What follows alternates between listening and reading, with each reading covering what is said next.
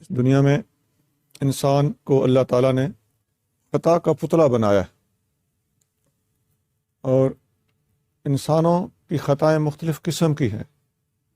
بعض خطائیں ایسی ہوتی ہیں جن کا تعلق اجتماعیت کے ساتھ ہوتا ہے، عقائد و نظریات کے ساتھ ہوتا ہے، دینی تبلیغ کے ساتھ ہوتا ہے، حدیث روایت کرنے کے ساتھ ہوتا ہے۔ تو اس قسم کی غلطی کی نہایت مہذب طریقے سے نشاندہی کر دینا، اس کے کچھ حدود ہیں، کچھ آداب ہیں، ان کے اندر رہتے ہوئے یہ بالکل درست ہے، حق بنتا ہے اور ایسا کرنا بھی چاہیے۔ کچھ غلطیاں انسان میں ایسی ہوتی ہیں جو اس کی ذاتیات سے تعلق رکھتی ہیں، اس کے کردار سے تعلق رکھتی ہیں، اس کے اندرون خانہ سے تعلق رکھتی ہیں۔ ہر مسلمان کو ایسی ذاتی غلطی کے اوپر اگر دیکھ بھی لے تو پردہ ڈالنے کا حکم ہے، اور پردہ ڈالنے کی بڑی حوصلہ افزائی کی گئی ہے۔ نبی پاک علیہ الصلوۃ والسلام فرماتے ہیں جو دنیا میں اپنے مسلمان بھائی کی پردہ پوشی کرے گا، اللہ تعالیٰ قیامت کے دن اس کی پردہ پوشی فرمائے گا۔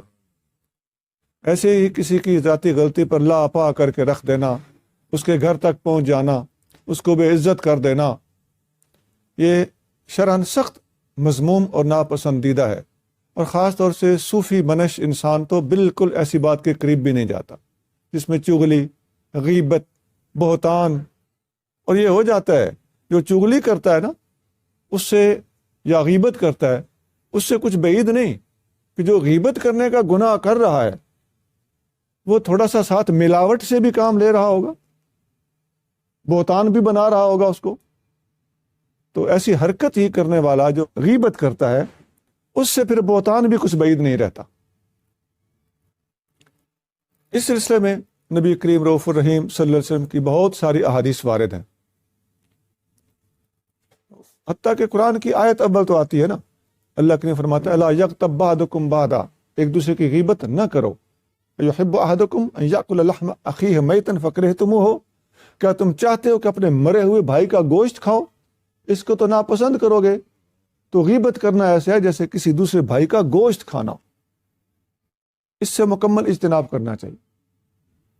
اور حدیث شریف میں آتا ہے، نبی کریم رؤوف الرحیم صلی اللہ علیہ وسلم کا ارشاد گرامی صحیح ابن حبان میں صحیح سند کے ساتھ موجود ہے، فرمایا تم لوگوں کو اپنے دوسرے بھائیوں کی آنکھ میں ایک ذرہ بھی ہو تو نظر آنے لگتا ہے، وَيَنْسَ الْجِزْعَ فِي عَيْنِهِ، اور اپنی آنکھ میں شتیر بھی ہو تو وہ تمہیں نظر نہیں آتا، اور ابن حبان میں صحیح سند کے ساتھ موجود ہے۔ اسی طرح ایک حدیث میں آتا ہے، مسند بزاز میں نبی پاک علیہ الصلوۃ والسلام کا ارشاد ہے، طوبیٰ لمن شغلہ عیوبہ عن عیوب الناس، خوشخبری ہو اس بندے کو جو اپنے عیب دیکھتا رہا اور اس کو فرصت ہی نہیں ملی اپنے عیبوں سے، اپنے عیب دیکھنے سے فارغ ہی نہیں ہوا کہ وہ دوسروں کے عیب دیکھتا۔ تو جس کو پتا ہے کہ میں خود عیب دار ہوں، وہ دوسروں کے پیچھے بعد میں پڑے نا، اس کو تو پھر بھی حق حاصل نہیں ہے۔ جس کے اندر عیب نہ ہو اس کو بھی حق حاصل نہیں ہے کہ دوسروں کے عیب جوئی کرے، وہ چاہے جائے کہ ہمارے اپنے اندر عیب ہوں اور دوسروں کے پیچھے پڑے رہیں۔ ایک حدیث میں آتا ہے، ابو داؤد شریف میں صحیح سند کے ساتھ حدیث ہے، سیدنا امیر معاویہ رضی اللہ تعالیٰ عنہ روایت کرتے ہیں کہ نبی کریم صلی اللہ علیہ وآلہ وسلم نے مجھے نصیحت فرمائی، جب تم لوگوں کے عیبوں کی پیروی کرو گے، جستجو کرو گے، تلاش کرو گے، ٹریس آؤٹ کرو گے، تو تم لوگوں میں فساد پھیلاؤ گے۔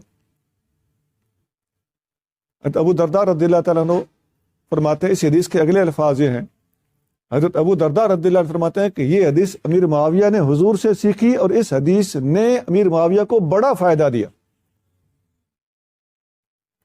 حکمرانوں کے بارے میں بھی یہ حدیث الگ سے کتابوں میں موجود ہے۔ نبی پاک علیہ الصلوۃ والسلام نے فرمایا کہ جب حکمران اپنی عوام کے عیب تلاش کرنے کے لیے نکل پڑتا ہے تو ان کے اندر فساد پھیلاتا ہے۔ اسی طرح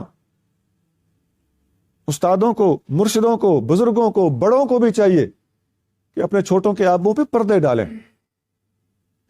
ان کے عیبوں کی جستجو میں بندے ان کے پیچھے لگا دینا، یہ حرکتیں اللہ والوں کو زیب نہیں دیتی، پردہ پوشی کا حکم ہے۔ اور کسی کی غلطی دیکھ کر اس بندے کے اوپر ایسا ہٹ کرنا، ایک تو اپنی آخرت خراب کرنا ہوتا ہے، دوسرے اس بندے کا بھی فائدہ کوئی نہیں ہوتا۔ وہ بندہ کیا کرتا ہے؟ الٹا وہ بندہ ہو سکتا ہے کہ مچھر جائے، آپ کے خلاف ہو جائے گا۔ اگر آپ نفس پرست ہیں تو وہ بھی تو آپ کا ہی بھائی ہے، آپ کے خلاف ہو جائے گا۔ پھر آپ کے خلاف ہوگا جو کچھ آپ نے الاپا ہے، اسی طرح آپ کے خلاف وہ ٹریس آؤٹ کرنا شروع کر دے گا، اور تم کہاں بچ سکو گے؟ کون سے فرشتے ہو تم؟ ہو سکتا ہے تمہارے اندر اس سے زیادہ خرابیاں ہوں، اور ایسا ہوتا ہے۔ اگلا تمہارے پیچھے پڑ گیا نا تو تمہاری لاپا کر کے رکھ دے گا۔ لیکن اللہ تعالی ہمیں استقامت عطا فرمائے، دین پر استقامت عطا فرمائے، نبی پاک صلی اللہ علیہ وسلم کی تعلیمات پر استقامت عطا فرمائے۔ یہ بد اخلاقیاں بہت نقصان دیتی۔ ایک اور بھی ہوتا ہے، بعض اوقات اگلا بندہ ہو سکتا ہے کہ ویسے ہی کچھ اس کے اندر نفرت پیدا ہو جائے۔ ایک حدیث بخاری شریف اور مسلم شریف میں ہے کہ ایک بولی طبیعت کے صحابی تھے، حضرت عبداللہ، ان کا ایک لقب بھی تھا صحابہ کرام میں، بڑوں کی باتیں ہیں۔ تو ان کے بھولے پن کی وجہ سے ان کو کسی نے شراب پلا دی، تو ان کو سزا دی گئی۔ تو سزا ملنے کے بعد ایک صحابی نے ان کے خلاف کوئی لفظ بولا کہ اس نے بڑی غلط حرکت کی ہے۔ نبی پاک صلی اللہ علیہ وسلم نے اس صحابی کو ٹوکا کہ ایسے الفاظ مت کہو، اس کے دل میں اللہ اس کے رسول کی محبت ہے، لیکن بتقاض بشریت اور بھولے پن کی وجہ سے ان سے ایسا ہوا ہے۔ اور جو الفاظ اس وقت آپ کو سنانا مقصود ہے، فرمایا لا تعن علیہ الشیطان، اس کے خلاف شیطان کی مدد نہ کر۔ اب اس پر ذرا غور کیجئے، کسی کے اوپر ایسا ہٹ کرنا، اگرچہ اس سے خطا ہوئی ہو، لیکن آپ اگر اس پہ ایسا ہٹ کریں گے، اس کو اس کا تانا دیں گے، تو عین ممکن ہے کہ اس کی طبیعت کے اندر مزید بگاڑ پیدا ہو۔ تو کسی کو تانے دینا، کسی کے عیب تلاش کرنا، اور نفسیاتی طور پر کسی کی اصلاح کرنے کی بجائے الٹا اس کی طبیعت کے اندر بگاڑ پیدا کرنا، یہ سارے خطرات ہوتے ہیں۔ اپنی اصلاح کی طرف توجہ زیادہ دینی چاہیے، ذاتیات پہ نہیں اترنا چاہیے۔